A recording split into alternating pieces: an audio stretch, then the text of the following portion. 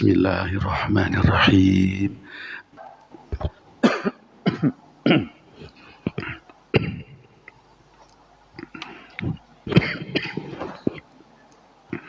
Bismillahirrahmanirrahim. Assalamualaikum warahmatullahi wabarakatuh. A'udzu billahi samil alim minasyaitonir rajim. Bismillahirrahmanirrahim. Alhamdulillahi rabbil alamin wassalatu wassalamu ala sayyidil mursalin sayyidina maulana Muhammad wa ala alihi wa ashabihi ajma'in wa la hawla wa la quwwata illa billahil aliyyil azim. Allahumma aftah lana hikmataka wansur alaina rahmatak min khazaini rahmatika ya arhamar rahimin. Allahumma aftah lana futuhal arifin waj'alna minal ulama'il amilin waj'al a'malana khalisatan liwajhikal karim. Allahumma anfa'na bima 'allamtana wa 'allimna ma yanfa'una wa zidna ilma warzuqna fahma. Walhamdulillahi ala kulli hal wa na'udzu billahi min hali ahlin nar. Wa sallallahu ala sayyidina Muhammad wa ala alihi wa ashabihi ajma'in. Walhamdulillahi rabbil alamin. Bapak-bapak, ibu-ibu yang saya muliakan, malam ini terakhir di malam Kamis terakhir di bulan September. Seperti biasa kita perbincangannya temanya bebas ya. Kalau ada yang mau disampaikan, mau ditanyakan, saya mencoba menjawab sesuai kemampuan saya. Monggo, ada yang mau disampaikan, barangkali saya bisa jawab. Monggo barangkali. Waalaikumsalam warahmatullahi wabarakatuh. Ya.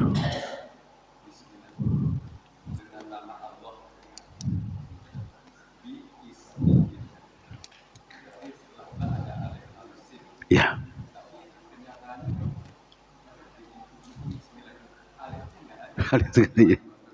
Ya. Baik.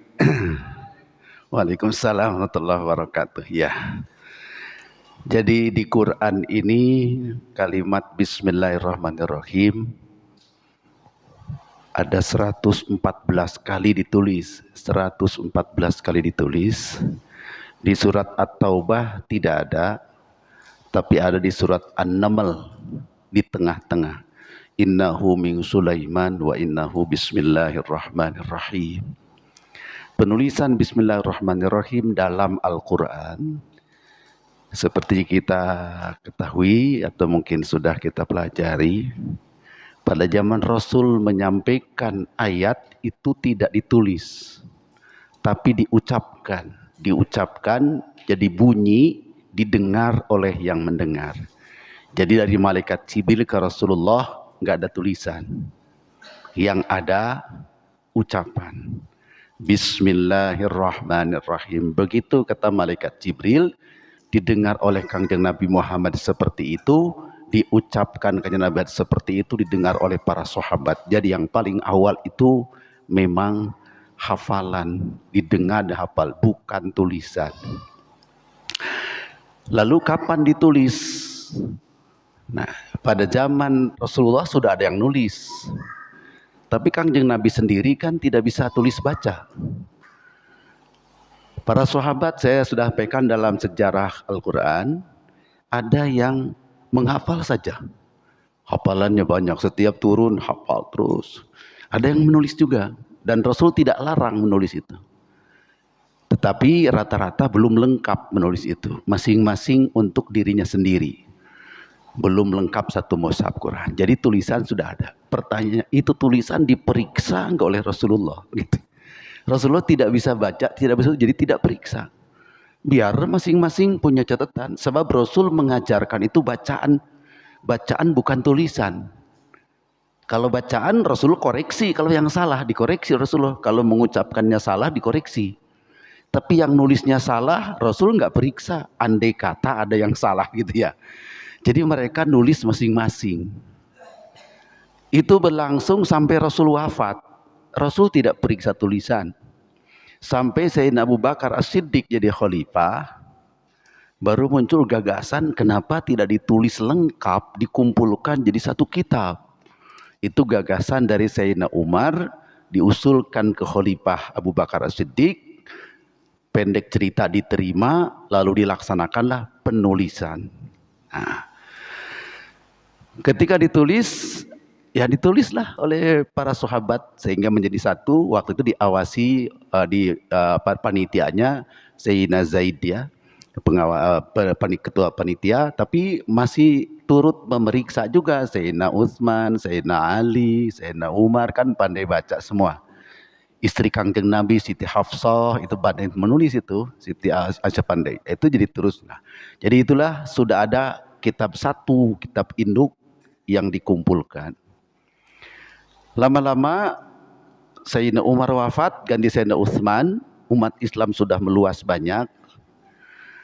Tulisan masih mengandalkan tulisan yang pertama itu, yaitu yang ditulis pada zaman Khalifah Abu Bakar As-Siddiq. Lalu ketika di beberapa daerah, sahabat Hudzaifah kalau tidak salah berkunjung ke beberapa daerah, ternyata dijumpai bacaan yang kurang serasi, kurang sama.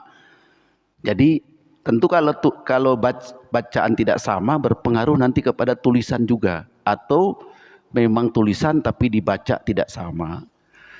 Ketika mendengar variasi bacaan yang bermacam-macam, maka Sayyidina Mu'ad itu memprediksi, punya pandangan ini kayaknya gawat nih kalau tidak disamain, karena berbagai daerah punya logat masing-masing, pengucapan Quran kok jadi jauh ya dibanding dengan bacaan Rasulullah. Maka buru-buru lapor. Sayyidina Hudzaifah lapor ke Sayyidina Utsman, waktu itu khalifahnya Sayyidina Utsman, Sayyidina Umar sudah wafat. Usul supaya tolong itu buku induk itu disalin, tulis, salinannya kirim tuh ke Baghdad, ke Damaskus, kemudian ke negeri lain, ke Kufah, dikirim ya. Itu supaya dicocokkan Quran ini pedomannya. Itu upaya itu dilakukan pada zaman Sayyidina Utsman. Untuk menulis itu Sayyidina Utsman mengumpulkan tim penulis ini. Untuk menyalin itu tidak sembarangan, kumpul tim penulis dipimpin oleh Sayyidina Utsman sendiri. Kalau ada yang ragu-ragu, yang kurang-kurang, yang itu pokoknya harus dipastikan seperti ini, lalu ini akan jadi induk. Nah, saat itulah ditulislah ayat-ayat Quran itu lengkap di bawah pengawasan Khalifah Utsman bin Affan. Jadi yang beda-beda dikoreksi sehingga jadi tetap seperti itu. Maka tulisannya yang sebut kemudian Mushaf Utsmani. Jadi mushaf inilah yang resmi disebut Mushaf Utsmani. Artinya cara menulis yang diputuskan oleh tim yang dipimpin oleh Khalifah Utsman bin Affan. Maka disebut Mushaf Utsmani, cara menulis Sayyidina Utsman. Nah, itu tidak berubah dari zaman Sayyidina Utsman sampai sekarang. Termasuk nulis bismillah tidak pakai alif gitu ya. Jadi ba langsung sin. Padahal asalnya ba, alif, sin, mim. Kan bi dan ismi. Ismi itu kan ada alifnya. Cuman karena alif itu dibaca diwasol hilang, maka kadang-kadang tidak terdengar alifnya. Bismi. Nah, di dalam bismillah Sayyidina Utsman menetapkan penulisannya begitu, dan para tim Sayyidina Utsman menulis bismillah tidak pakai alif, langsung bismi saja. Tapi dalam Iqra bismi rabbikal ladzi khalaq pakai alif.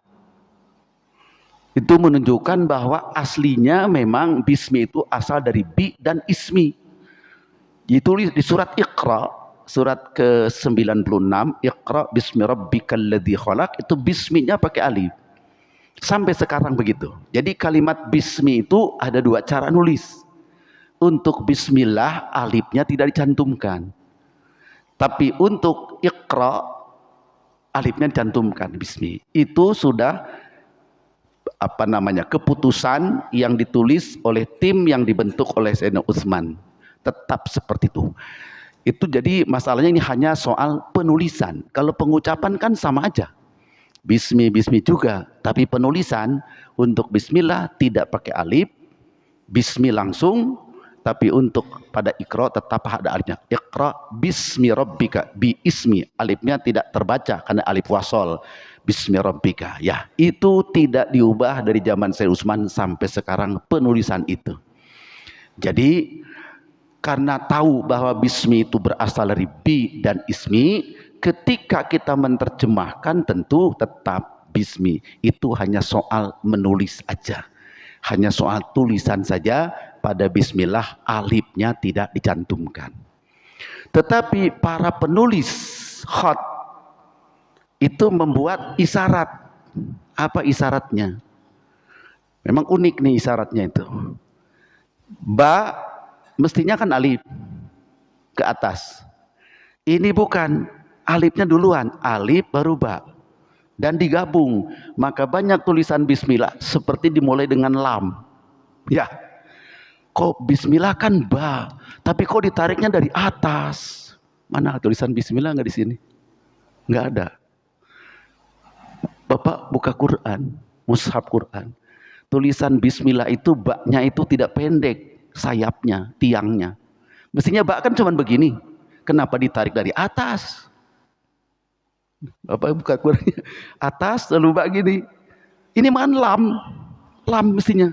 Tapi lam juga bukan. Itu cuman isyarat bahwa sebetulnya pada bismi itu ada alif. Ya, tapi zaman Sayyidina Utsman tidak ditulis alifnya karena bacaan tetap bismi juga, tapi bahwa sesungguhnya ada alif di situ, maka alifnya seolah ditaruh saja di depan. Di situ ada alif, walaupun setelah ba alifnya bukan sebelum ba. Itu. Jadi jawabannya penulisan itu melestarikan tulisan yang diakui secara ijma dari zaman Sayyidina Utsman supaya tidak berubah-ubah sampai hari kiamat.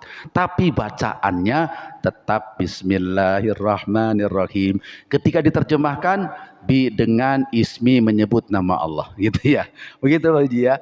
Jadi itu hanya melestarikan tulisan pada zaman Sayyidina Utsman supaya tidak berubah.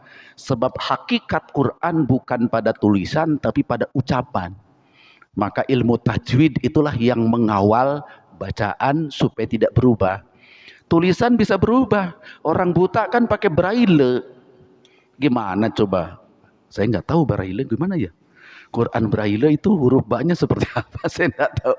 Cuma diraba-raba begini kan, yang nonjol apa gitu. Orang buta kan braille. Nah, kan beda. Jadi soal tulisan itu bukan hal yang paling pokok dalam tulisan Al-Quran, tapi ucapan, bacaan itu tetap tidak boleh berubah sama sekali. Walaupun ada qiraat sab'ah, tapi tetap pedomannya sama. Nah, jadi itulah, jadi cara penulis memang ada khas tentang bismillah itu, yaitu tidak pakai alif setelah ba, tapi dalam menulis biasanya untuk isyarat bahwa di situ ada alif, maka garis tingginya diletakkan di depan pada awal ba. Jadi itu bukan lam itu, tapi isyarat di situ ada alif setelah ba, bismi. Begitu, wallahu a'lam bishawab. Jadi ini rahasia khat Utsmani namanya. Rahasia cara menulis Quran pada zaman Khalifah Utsman bin Affan. Oleh karena itu ditemukan di beberapa di dalam juga ada yang khasnya ya. Misalnya dalam surat Al-Ahzab ada kata-kata Rasulah pakai lam alif, pada alifnya tidak alifnya karena dulu nulisnya begitu tetap begitu, tapi baca tidak boleh berubah.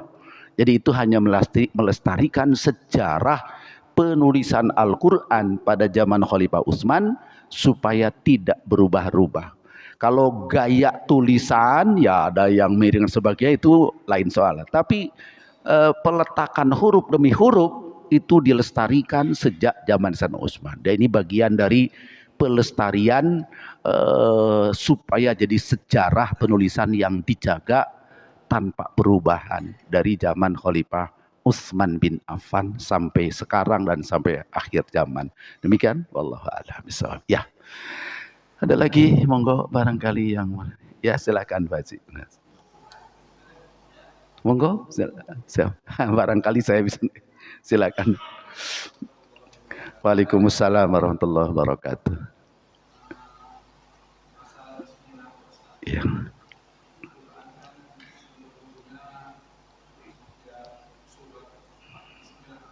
Iya. Iya. Hmm.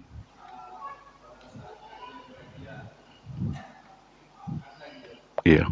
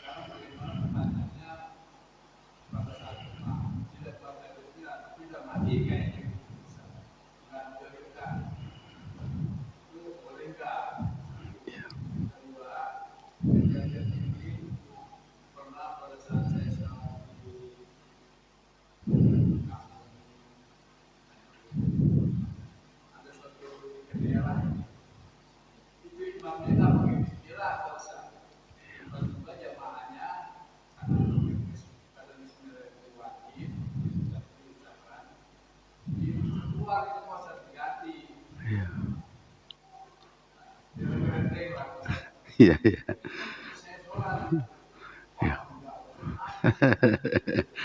Iya. Iya.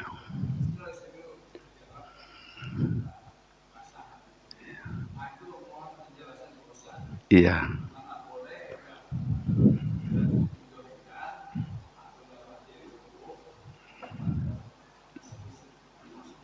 Iya, makasih ya. Ada banyak uraian tentang ini ya. Kalau Bapak baca juga ada satu buku tebal, tafsir Al-Quran dan tafsirnya dari Kementerian Agama. Jadi bukan terjemah, tafsir ya, Quran dan tafsirnya Kementerian Agama, 11 jilid itu kitabnya ya. Di situ disebut juga berbagai pendapat tentang basmalah. Di antaranya dikatakan menurut Imam Syafi'i itu bismillah termasuk ayat dari Al-Fatihah. Imam Malik mengatakan tidak termasuk ayat bismillah itu. Imam Ahmad juga mengatakan tidak termasuk bismillah tapi disunnahkan pakai bismillah sebagai tabarruk. Itu dalam tafsir Kementerian Agama. Saya mau kutip tulisan Syekh Nawawi Al-Bantani. Syekh Nawawi Al-Bantani menuliskan begini, ada 3 pendapat tentang basmalah itu. Satu mengatakan basmalah itu adalah bagian dari Al-Fatihah tapi hanya sunnah untuk surat yang lain. Pendapat kedua, basmalah itu bagian dari seluruhnya, setiap surat bagian ada basmalah. Itu Abdullah bin Mubarak. Ini tulisan Syekh Nawawi ini. Seorang ulama tabi'in mengatakan bismillah itu untuk semua surat diawali dengan bismillah. Itu pendapat kedua. Kalau tadi kan cuman Fatihah, ini madhab Syafi'i. Yang lain cuman sunnah. Tapi yang kedua ini pendapat Abdullah bin Mubarak, semua surat dimulai dengan bismillah kecuali surat Taubah saja. Dalilnya apa? Karena ada tulisan bismillah. Dan tulis itu bukan baru ditulis. Dari zaman dulu sudah ditulis. Dari zaman Sayyidina Umar tadi sudah ditulis. Dari Abu Bakar sudah ditulis gitu ya. Zaman Rasul sebagian sudah. Jadi itu tulisan itu bukan baru nulis bismillah. Nah kalau ada tulisan berarti iya dong termasuk. Tapi tidak dikasih nomor. Nah pertanyaannya, mulai kapan dikasih nomor? Ternyata saya baca di kitab yang terbitan Saudi, nomor itu dimulai dari zaman Sayyidina Ali. Berarti dari dulu juga dinomorin itu. Jadi ternyata nomor itu yang populer, Fatihah bismillahnya pakai nomor 1. Yang lain tidak pakai nomor bismillahnya. Itu di Quran, Bapak bisa cek di Quran sekarang. Itu dipertahankan dari dulu sampai sekarang. Tidak ada perubahan. Maka pendapat yang kedua itu, bismillah itu adalah bagian dari semua surat di pertama. Yang pendapat ketiga, tidak termasuk untuk semua. Bismillah itu bukan termasuk ayat dari semua. Fatihah tidak, Baqarah tidak, tidak semua tidak. Yang ada cuma di tengah-tengah surat An-Naml ada kalimat innahu min Sulaiman wa innahu bismillahirrahmanirrahim. Jadi bismillah dicantumkan cuman menghormati saja, tabaruk, mohon keberkahan, memulai sesuatu pakai bismillah. Jadi ada 3 versi pendapat para ulama. Nah, kali ini pendapat ulama jadi ujungnya kita saling menghormati ya. Tapi saya mau kasih keterangan dulu. Bagaimana pendapat Imam Syafi'i tentang basmalah? Beliau mengatakan banyak bukti bahwa basmalah itu bagian dari Al-Fatihah. Lalu Abdullah bin Mubarak bahkan setiap surat pakai bismillah. Kenapa? Ada hadis sahih ketika turun beberapa surat Rasulullah selalu baca bismillah. Bahkan di hadis Bukhari itu turunnya surat Inna A'tayna Al-Kautsar itu Rasul baca pakai bismillah itu. Dan dihafal oleh semua sahabat. Berarti surat-surat lain juga pakai bismillah itu Abdullah bin Mubarak. Nah, tapi ada hadis Muslim Pak, sahih. Ada sahabat bilang, saya sholat di belakang Rasulullah. Ini ada sahabat bilang gini, saya sholat di belakang Rasulullah. Rasul wafat, saya sholat di belakang Abu Bakar As-Siddiq. Tapi saya tidak mendengar baca bismillah waktu baca Fatihah. Ada hadis sahih mengatakan begitu. Itu di salah satu hadis Muslim. Itu yang dipakai oleh orang yang tidak baca bismillah gitu ya. Nah, jadi saya nggak dengar baca Rasul baca kok kata sahabat gitu ya. Nah, akhirnya ahli hukum nih. Di satu sisi bismillah ditulis dibaca juga Rasulullah. Tapi ada sahabat mengatakan sahabat juga kan sehari-hari dengan Rasulullah. Ada bilang saya nggak dengar baca bismillah itu Rasulullah baca. Nah, akhirnya dirumus oleh akal ya. Kira-kira kenapa ya ada orang baca bismillah mengatakan saya dengar bismillah. Bahkan dalam hadis Ibnu Huzaimah sampai diterangkan Rasulullah kalau baca Quran bismillah dipanjangkan la-nya gitu. Rahman dipanjangkan ma-nya. Itu sampai sejelas itu. Sejelas itu hadisnya. Bahwa Rasul baca bismillahirrahmanirrahim. Dipanjang-panjanginnya di mana gitu. Itu sampai sejelas. Jadi yang jelas-jelas banget. Tapi yang mengatakan tidak dengar juga hadisnya sahih juga. Setelah diteliti oleh para ahli hukum begini. 1. Siapa sahabat mana yang mengatakan baca bismillah? Dan sahabat mana yang mengatakan tidak baca bismillah? Dikumpulin hadisnya. Ini pekerjaan Imam Nawawi dalam kitab Majmu' Syarah Muhadzab. Kerjaan beliau. Ternyata setelah dikumpulin yang mengatakan baca bismillah ada 6 sahabat terkemuka. Yang mengatakan baca bismillah. Yang mengatakan tidak mendengar bismillah itu 2 orang sahabat. Tapi bukan sahabat terkemuka. Nah, jadi dari sini madzhab Syafi'i ya kita menghormati yang terkemuka dong dibanding yang tidak terkemuka sahabatnya. Kenapa? Yang terkemuka itu rata-rata sholatnya terus-menerus dengan Rasul. Dan kalau berdiri biasanya dekat imam. Tapi sahabat yang tidak terkemuka boleh jadi kadang-kadang tidak berjamaah. Atau duduknya berdirinya paling pojok. Nah, Rasulullah kalau baca Quran biasanya tidak langsung kenceng. Kan para qori, auzubillahi minasyaitonir, kan pelan dulu, makin lama makin kenceng. Rasul juga kalau baca Quran itu tidak langsung kenceng. Jadi yang mengatakan tidak dengar juga tidak salah, mungkin dia tidak dengar karena Rasul masih pelan bacanya. Makin ke sana Rasul makin kenceng. Nah, dengan kalimat ini berarti pakai usul fikih. Al-musbitu muqaddamun 'alan nafi. Yang mengatakan mendengar itu harus yang dipegang daripada yang mengatakan tidak mendengar. Sebab kalau ada mendengar pasti ada ucapan. Boleh jadi ucapan tapi tidak kedengaran, kan gitu. Tapi yang tidak mendengar belum tentu dia tidak bicara. Rasul tidak mengucapkan, cuman dia tidak dengar. Maka dalam usul fikih al-musbitu muqaddamun 'alan nafi. Yang mengatakan ada itu lebih dikuatkan daripada mengatakan tidak ada. Yang mengatakan mendengar lebih kuat daripada orang yang mengatakan tidak mendengar. Karena tidak mendengar itu ya bisa saja orang tidak mendengar walaupun betul-betul dibaca. Itu satu. Kemudian tentang apa namanya? Tentang hadis lain lagi. Ini dipakai pedoman oleh mereka. Rasulullah kalau sholat memulai dengan alhamdulillahirabbil alamin. Itu hadis sahih. Hadis sahih juga. Rasulullah kalau sholat memulainya dengan bacaan alhamdulillahirabbil alamin. Nah ini oleh orang yang tidak pakai bismillah, berarti nggak ada pakai bismillah dong. Tapi dijawab oleh mazhab Imam Syafi'i, itu alhamdulillah itu bukan mulai kalimat alhamdulillah, tapi mulai dengan surat alhamdulillah. Karena surat Fatihah itu kadang-kadang disebut surat alhamdulillah, Pak. Nama surat. Seperti Al-Baqarah disebut surat Alif Lam Mim gitu. Gitu. Tidak disebut surat Al-Baqarah surat Alif Lam Mim. Itu enggak apa-apa. Banyak. Surat Al-Fil, surat Alam Taro, enggak apa-apa.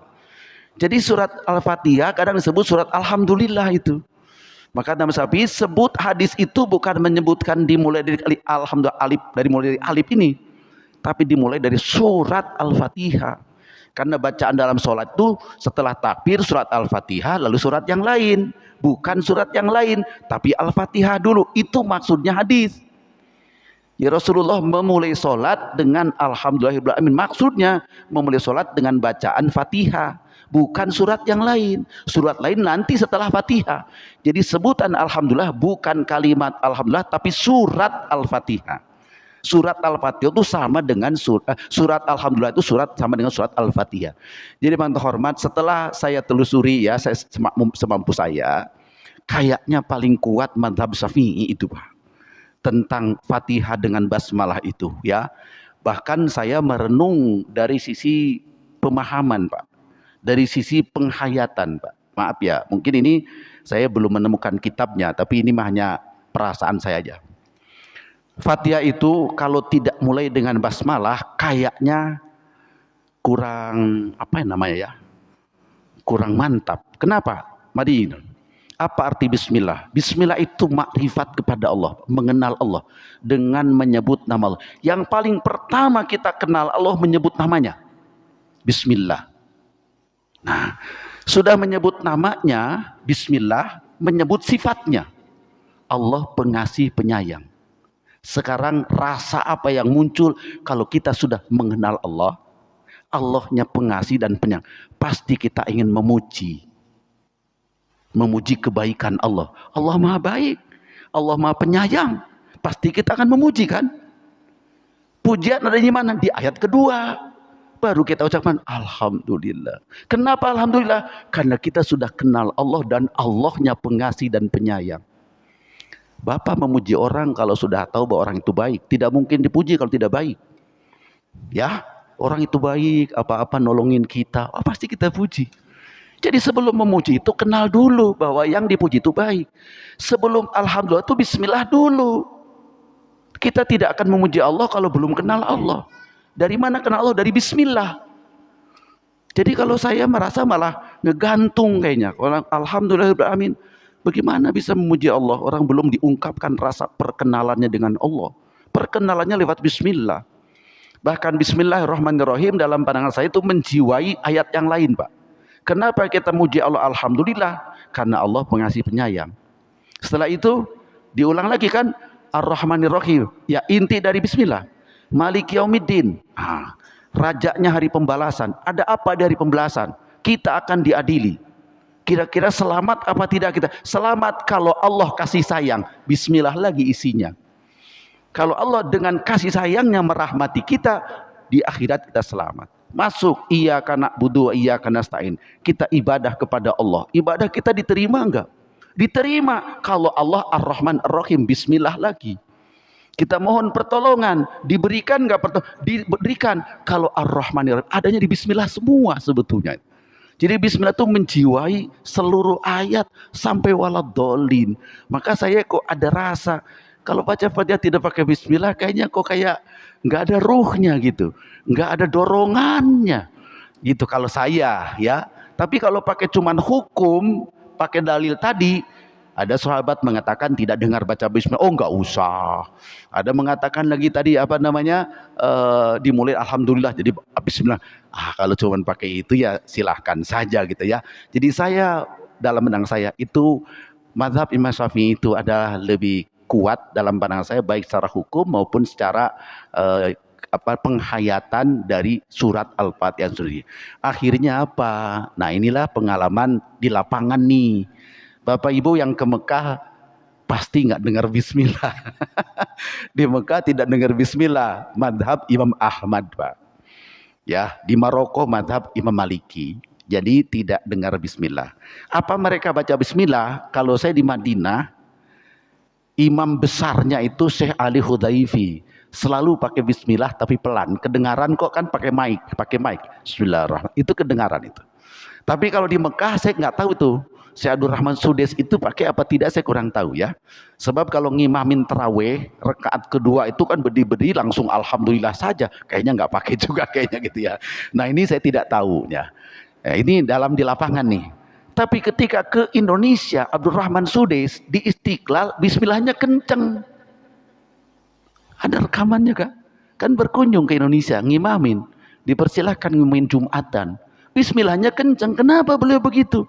Kalau punya prinsip bahwa Rasul tidak pakai bismillah, di Indonesia pun nggak pakai dia. Tapi ternyata begitu ke Indonesia dia baca bismillah dengan keras. Syekh Abdul Rahman Sudais, pimpinan imam di Haram ya, pemimpinnya dia itu, raisnya tuh.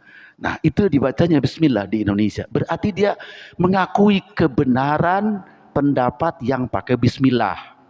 Buktinya dia praktikkan. Kalau saja itu tidak ada, pasti nggak mau dia praktikkan.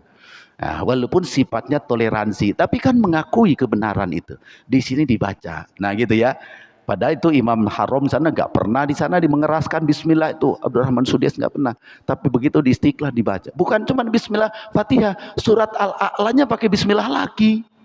Kan ayat kedua, rakaat kedua baca surat Al-A'la. Itu baca bismillah lagi beliau. Bapak bisa buka kok itunya, rekaman beliau itu di YouTube ada ya. Nah, jadi apa artinya? Sholat dengan bismillah lengkap itu pertama mazhab Imam Syafi'i. Kebetulan dianut oleh orang Indonesia dan sekitarnya ya itu. Jadi itu menjadi prinsip. Bahkan di kitab-kitab fikih Syafi'i tidak sah bismillah tidak sah Fatihah tanpa bismillah. Bismillah ayatun minha. Bismillah itu termasuk ayat dari Fatihah. Maka kalau tidak pakai bismillah itu Fatihahnya tidak sah. Madhab Imam Syafi'i. Itu ya. Nah, oleh karena itu saya sebenarnya punya saran kepada saudara-saudara yang madhabnya beda. Tapi di Indonesia, karena makmumnya madhab Syafi'iyah semua, dan dalam benaknya Fatihah harus pakai bismillah, maka saya mohon siapapun yang jadi imam, walaupun tuan adalah penganut madhab yang lain, bacalah pakai bismillah. Dan tidak akan menyebabkan batal sholat Anda itu. Kalau baca karena bismillah ayat Quran. Kecuali kalimat lain batal. Itu saya punya saran. Supaya apa? Supaya makmum tenang. Kan pertanyaan Bapak begitu tadi. Gimana kalau saya diimamin imam pakai bismillah? Pakai bismillah gimana? Nah, sekarang kita jawab nih hukumnya nih. Kalau yakin, kita sebagai makmum yakin itu imam tidak baca sama sekali, Bapak harus mufarokoh, Pak. Jangan niat berjamaah. Saya sholat sendiri. Boleh bareng sholatnya dah. Tapi baca sendiri, Fatihah baca sendiri, surat baca sendiri sampai selesai. Bareng sholatnya nggak apa-apa. Tapi tidak niat berjamaah. Kalau niat berjamaah malah sholat kita batal, Pak. Karena dia kekurangan rukun si imamnya. Itu kalau yakin. Sekarang tidak yakin, cuma nebak-nebak saja. Nebak-nebak. Siapa tahu dia pakai bismillah cuman pelan aja. Nah, coba Bapak kira-kira menduga dia baca pelan nggak? Kalau Bapak menduga baca pelan boleh, kita berjamaah nggak apa-apa. Karena tidak harus keras bismillah itu. Ya, bismillah tidak keras, keras itu sunnah. Ya, jahar dan sir itu sunnah. Jadi kalau imam baca bismillah tapi pelan itu sudah sah. Nah, jadi kalau bapak-bapak kita sebagai makmum dalam hati menduga itu imam baca bismillah juga sih, cuman pelan, nggak apa-apa, udah berjamaah sama beliau. Tapi kalau mantap dalam hati pasti tidak, jangan. jangan niat berjamaah kalau pasti dia tidak baca bismillah gitu ya. Nah ini problem lintas madhab nih, berjamaah lintas madhab begitu. Jadi kita kalau yakin tidak, kita niatnya sendiri, mufarokoh namanya, tidak nginduk walaupun sholatnya bareng. Tapi kalau dalam hati dia baca tapi pelan, nggak apa-apa, nginduk saja, itu sah tetap sholat kita. Begitu solusinya ya. Jadi saya punya saran dua, satu kepada jemaah, kepada kita sebagai makmum, itu sikap kita. Kedua kepada para imam, siapapun di negeri kita, ya ginilah, Abdurrahman Sudes aja yang seumur-umur nggak pakai bismillah, di sini pakai bismillah. Orang sini yang rata pakai bismillah malah nggak mau pakai, kan lucu. Lucu ya, orang sini yang umumnya pakai bismillah kok nggak pakai bismillah. Abdurrahman Sudes seumur-umur nggak pakai bismillah di Mekah, ke sini mah pakai, menghormati jemaah. Karena itu, jadi saya kira begitu. Mohon maaf ya, itulah pandangan saya tentang bismillah ini. Saya sebenarnya saran, mohon para ustadz tidak usah bikin yang membuat gelisah, membuat ketidakpuasan. Sebab dalam sholat saya sudah sampaikan, sholat itu perlu keterkaitan rasa antara imam dan makmum, sama-sama ridho. Kan saya sudah sampaikan ya, makmum ridho diimamin oleh beliau, imam ridho mengimamin, itu harus terjadi, saling ridho itu. Maka tadi Abdurrahman Sudes paham betul itu, dia tahu Indonesia mazhab Syafi'i, wah kenceng bismillahirrahmanirrahim, wah kenceng dia baca. Kenapa? Ingin ridho umat, tidak mentah, oh saya kan lain, saya kan orang Mekah, orang Indonesia ya nggak usah, nggak gitu dia. Ternyata malah itulah bijaksana dalam ibadat, dalam urusan ikhtilaful ijtihad, perbedaan ijtihad. Maaf agak panjang ya jawaban saya. Tapi memang ini problem yang dialami oleh kita lah di Indonesia mana. Karena mohon maaf barangkali zaman dulu sih enggak. Karena masuknya mazhab lain itu kan belum lama. Paling 1 abad terakhir lah mazhab ini masuk. Dulu itu mazhab Syafi'i semua. Wali Songo itu mazhab Syafi'i semua itu. Wali Songo itu. Masuknya baru 100 tahun terakhir lah. Masuk ke sini itu ya. Yang mazhab yang lain itu. Karena kenapa? Nah, ini juga perlu kenapa kita tidak boleh mazhab lain padahal kita menghormati. Kita menghormati mazhab Imam Ahmad yang kita hormati. Kenapa di Indonesia tidak mau pakai itu? Karena untuk pindah mazhab itu tidak mudah. Pertama harus lengkap seluruh sumbernya. Nah, sumber hukum di Indonesia yang paling lengkap mazhab Syafi'i. Ketika pindah ke mazhab yang lain, literasinya, literaturnya sedikit, tanggung gitu. Jadi makanya Indonesia ini supaya aman mah udah nggak usah pindah-pindah mazhab. Kecuali kita sedang merantau, atau kita hijrah tinggal di mana, Afghanistan, itu mazhab Hanafi, ya sudah, itu beda lagi itu ya. Tapi Indonesia kan dari dulunya sudah dilengkapi oleh ilmu yang cukup lengkap dan luas dalam mazhab Imam Syafi'i. Jadi kita lebih nyaman tinggal jalanin saja, nggak usah siksak gitu.